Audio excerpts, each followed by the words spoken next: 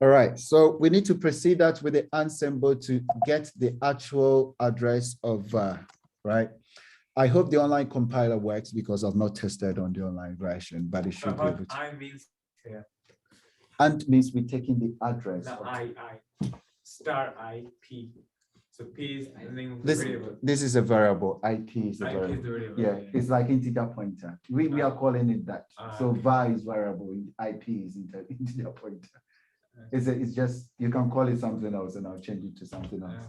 Yeah. As far as the asterisk is in front of it.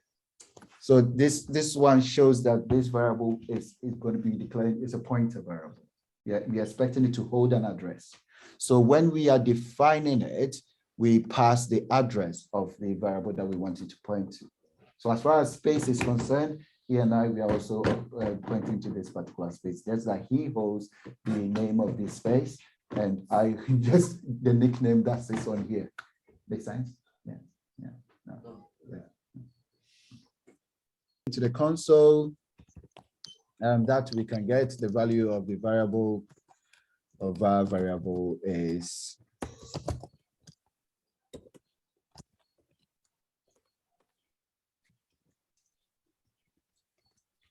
let me add this.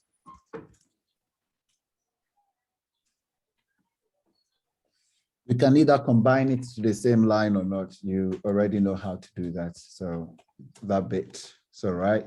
And I want to copy out again. So this building on previous things, var end line. I'm going to leave out the comments, but they're there to help you understand the code as well. And so we've just copied the variable itself, and we want to copy out the address. So can it point to an address which is already acquired?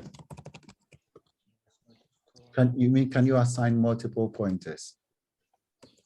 Can I point to an address which is already acquired by something else? So let's say we want to print out the address of the variable, and in this case, we're going to use the pointer, the value of the pointer as well to print out the address. Online, can I just ensure that you can see clearly and you're able to follow along? Yes.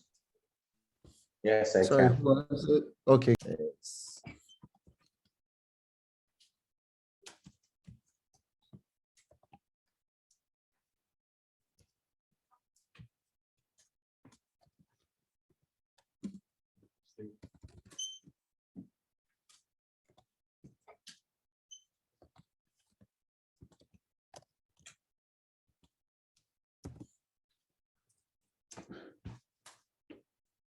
Hopefully no errors. Where's the error? Somewhere there.